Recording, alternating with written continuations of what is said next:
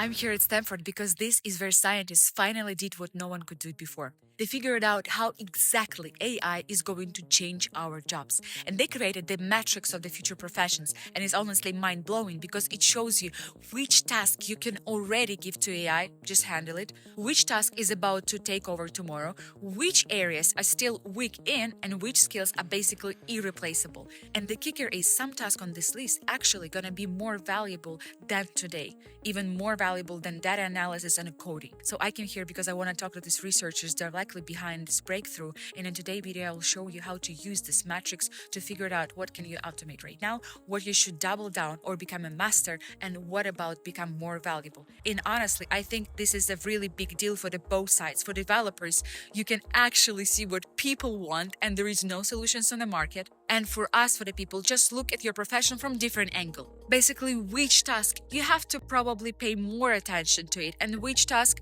you will be competing with AI, and which task you can just already hang over to AI and not worry about anything and focus on more valuable skills. Very interesting video. Let's go. But hang on, let's zoom out for a second. Why is this study such a big deal? People have been arguing about future of work and AI for the years, but most of this conversation fall out into two camps. One is AI coming for you and gonna take all of your jobs, or AI just a way for the companies to save the money and make more profit. But almost no one asks the workers themselves, the people. Do you even want AI to replace you? Or which kind of task are you wanted to give to the machines? Or which task are you okay giving up machines? And which one do you want to keep? And that's the key question. Ignoring what people actually want can lead to the crisis or maybe even social explosion. The simple example happened in Hollywood. As soon as AI got good in writing, storytelling, Hollywood producers started hiring one person with ChatGPT knowledge instead of the full teams of scriptwriters. And what happened? Writers went on a strike for 5 months. And this can happen in any field, from the office workers to designers. That's why I think it's so important to listen not just to corporations, but to us, to people. Because AI was supposed to make our lives better. We don't forget in that. So what is the big breakthrough in this Stanford study? For the first time, researchers look at the future of work not just through the lens of companies and technologies, but from the perspective of real people, people like you and me. And they combined two worlds. On one side, what workers actually want. On the other side, what today's AI system are capable of. As the result, they have a super useful picture, something that can help policymakers, businesses, and everyday people. So first, I will quickly explain what exactly the researchers did so you can understand how they came to this point. And then we will break down the results step by step, go through the key takeaways, and most importantly, I will show you what you actually can do with this knowledge. Step 1.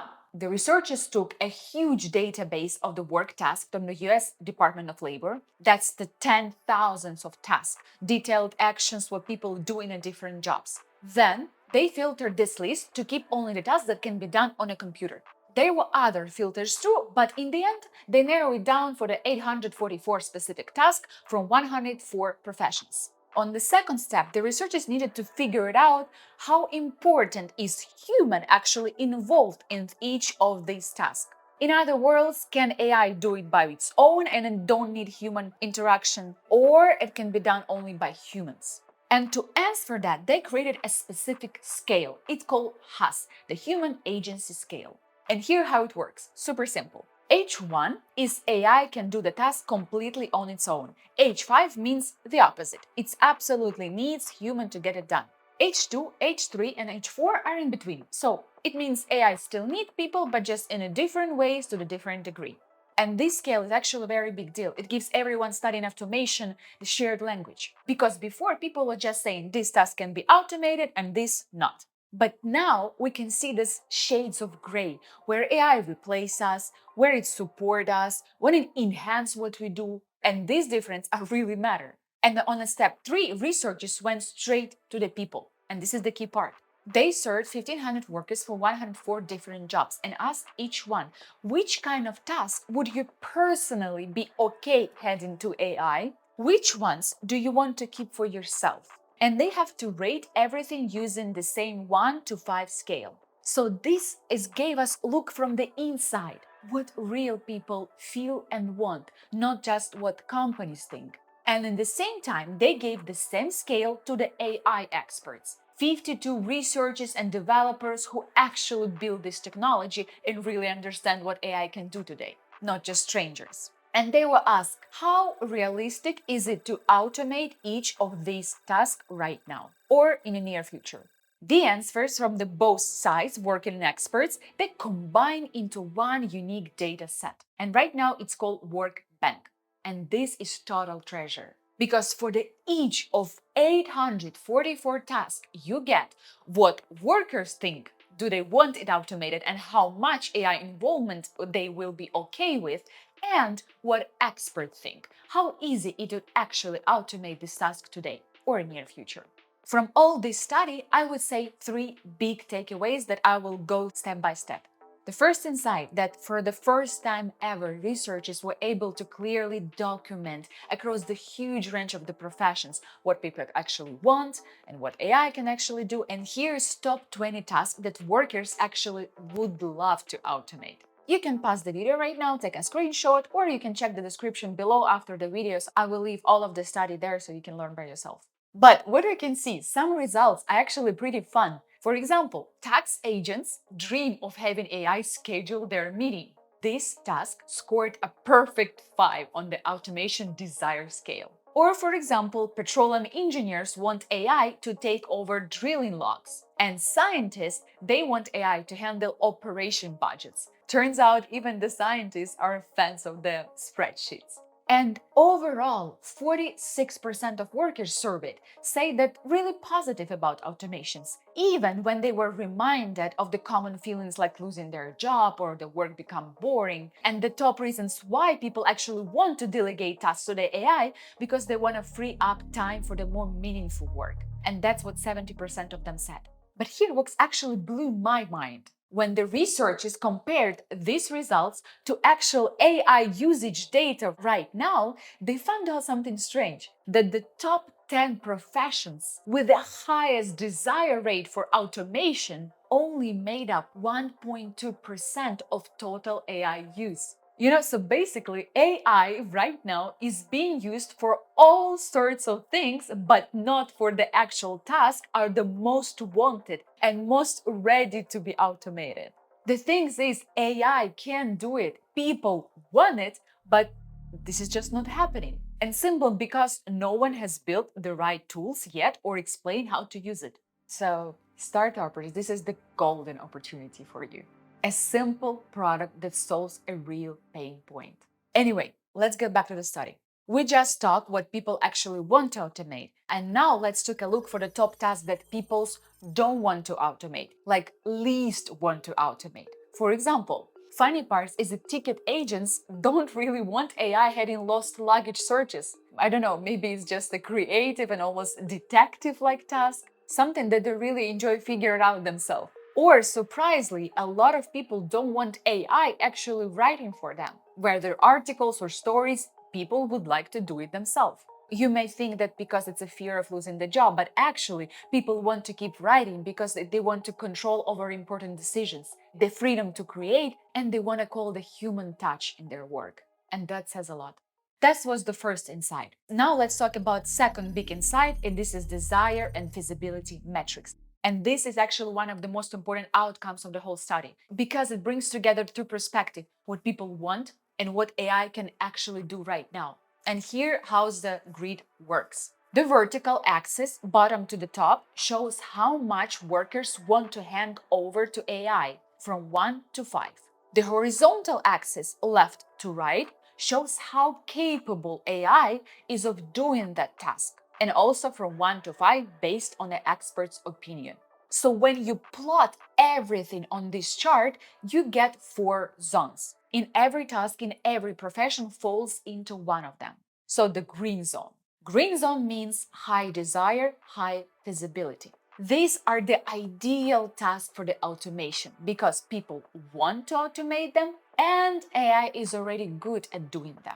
For example, for the lawyers, it's scheduling client meetings, or for marketeers, it's analyzing campaigns and writing basic social media posts. For the designers, it's removing image backgrounds.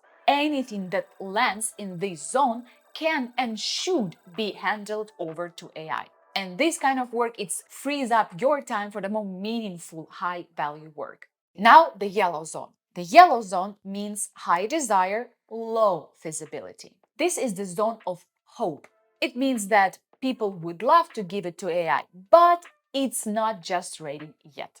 For example, for the scientist is analyzing experimental data or setting up experimental design. For the marketeers is brainstorming on building a brand strategy. For the teachers is creating a lessons plan for the brand new topic. In many cases, people don't necessarily want fully automate these tasks, but they love AI assist them or just speed things up.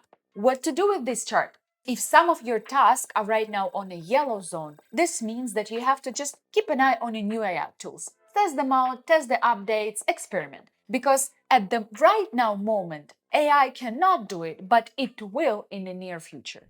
Now, the red zone. The red zone, it means low desire, high visibility.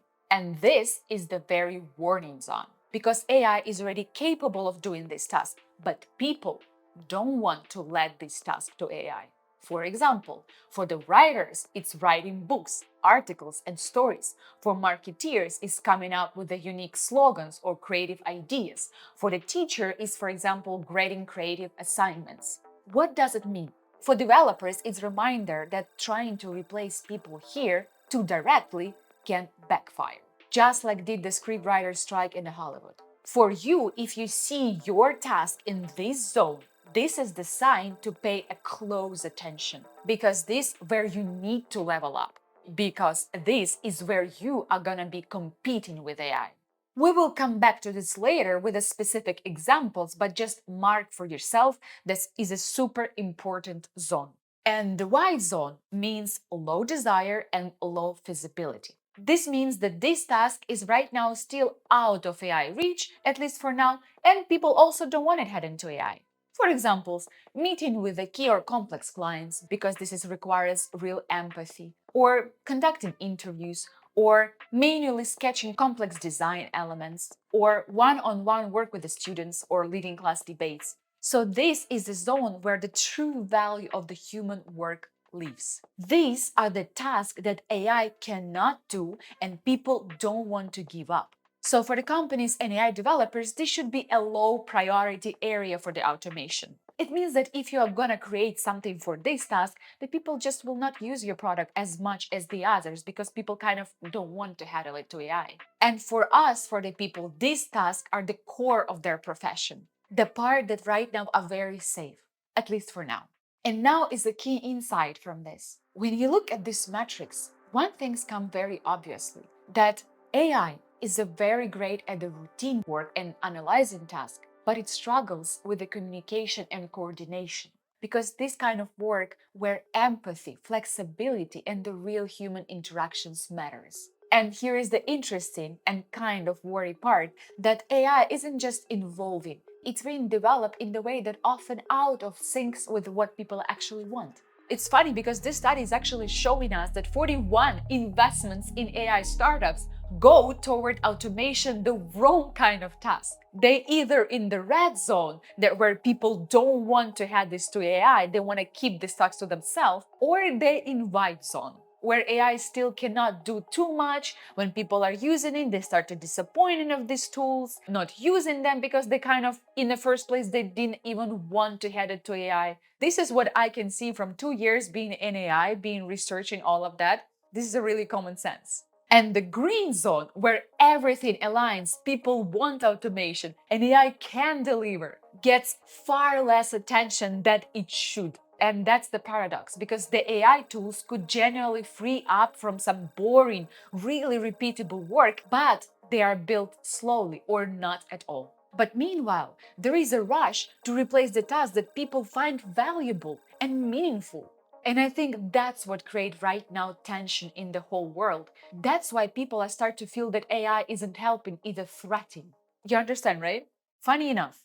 Okay, right now, how to use the matrix. Why I was showing you that? Because this metrics and actually whole study behind is incredible, useful for not only AI developers because it shows what people actually want, but it's very good for us, for everyone.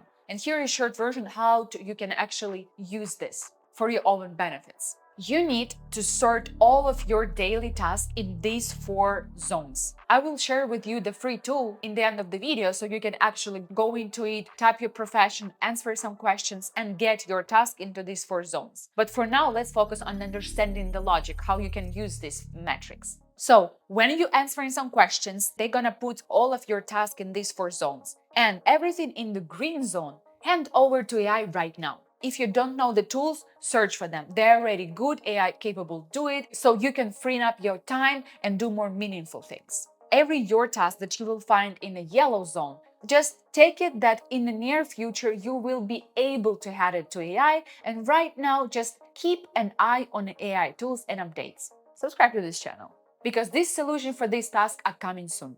Everything in the white zone, these are your safe tasks because AI won't touch this task anytime soon. The white zone is very important because these tasks are worth to developing your skill here. Empathy, leadership, networking. This is gonna be your strong side for the near future. I would really pay attention to be better and better in this kind of task. And finally, the red zone. These tasks are already doable by AI, but people want to keep this task to themselves. So if your work falls into this zone, you have 2 options. The first option is level up and become irreplaceable, because the true expert in this kind of task can compete with AI. I would say the companies will still hire you to do this task if you are a true expert. Or you have the second option. If you understand that this task you kind of don't want to become an expert, then just think about relocating your effort, for example, the areas in the white zone. Just to be clear that, of course, this matrix isn't the magic solution, it's not the cure for everything, but it's just a powerful way to step a little bit back and see your professions from the outside. So you can just figure it out where your focus should be right now or in the near future.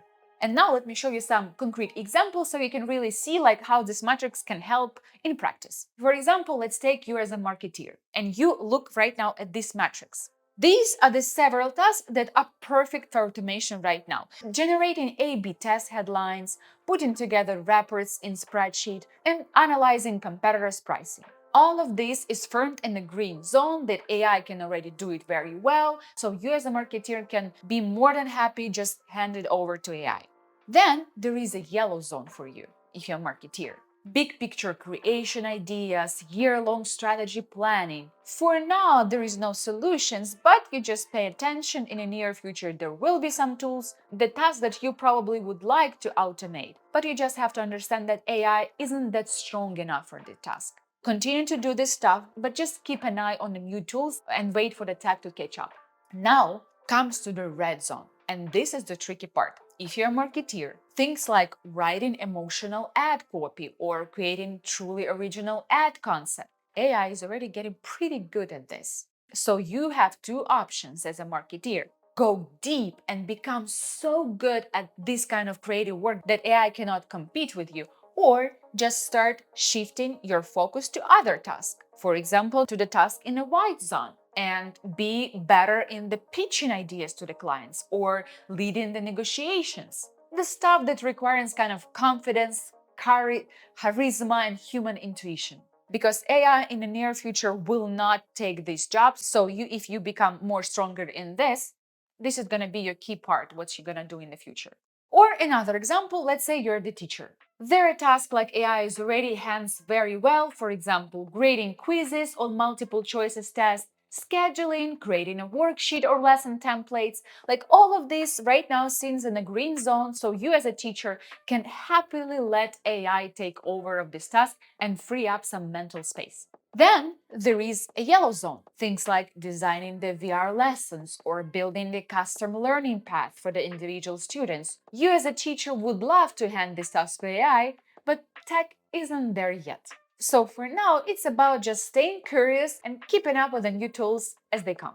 Now, let's take at the red zone. For example, grading creative assignments, giving lectures with a passion or presence. Technically, AI is already good at this task. It can already analyze, assess, it can be a super realistic avatar with the voices modes too. But for you as a teacher, it's not just a task, it's the calling, right? It's the heart of teaching. So if you don't want to lose your job, you have two options. First, level up and become irreplaceable in these areas and become just the best of the best of the teacher. It means that not just, for example, teaching theoretically, but actually go practice and actually share your experience with the students. In these kind of things, AI cannot replace you. I think in these areas, only the people who truly love to teach someone can be stayed. And if you understand that you're actually not really enjoying teaching and you don't want to become the best of the best, maybe pay attention on the white zones, which, for example, real conversation with students, personal motivation, or emotional connections. Because AI simple cannot do it.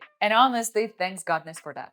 And maybe when you're gonna do this matrix for you, when you're gonna answer some question and you get actually your matrix, in some way it maybe feels some discouraged at first, or maybe you will realize that your profession is very safe right now and you're kind of strong for the future. But either of this way, it's definitely worth to see your profession a little bit outside of your framework right now.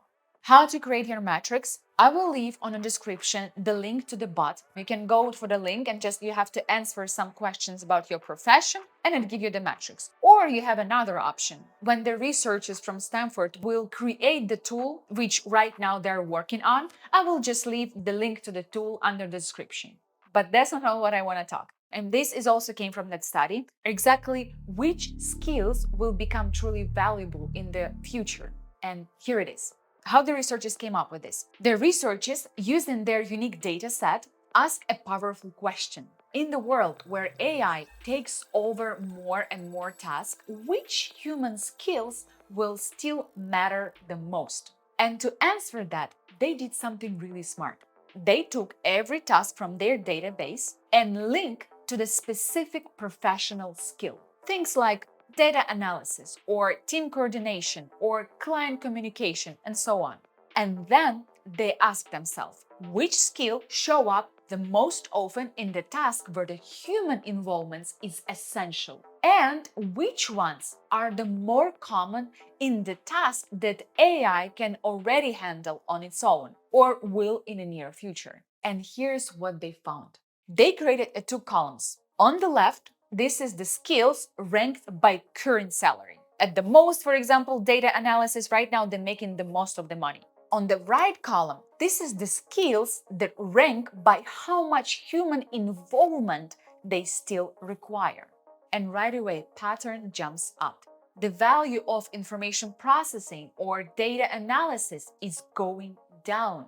So these right now are high-paying jobs, a high-status skills, like working with a spreadsheet, spotting patterns. But turns out that exactly this kind of task, AI can take over very easily, which means that demand for those skills will likely decline over time. But the value of human or the soft skills is rising up. The things like communication, coordination team, resources management, and collaboration, these show up the most often in tasks where AI cannot perform without the people. So right now, these skills might not pay as much as analysis, but in the near future, they could become the most important ones. And the interesting part what we can see that there is no single magic skill anymore. It's more like most human-centered tasks need mix of abilities. So instead of being narrow expert, the future belongs to those who are adaptable and flexible. So the skills that used to be a secondary right now are moving into the spotlight. So do not just afraid for the AI right now. Start building up your skills, building up the strengths that cannot be replaceable. Empathy, creativity, inspiration, leadership, communication. That is your roadmap. And of course, I need to say that all of this, even this matrix and everything, is not like a magic pill. It's not like 100% accurate. You have to understand that. But it gave us just another perspective on looking at the things. And I hope you find this video helpful and inspiring. And if you like my channel, if you want to support me so I can keep it up, just subscribe and put the like button, because by this you're showing me that I'm doing some meaningful job and I can continue that. All of the links to the study, to the full article, and to the AI tool, it's going to be in description. And see you next time.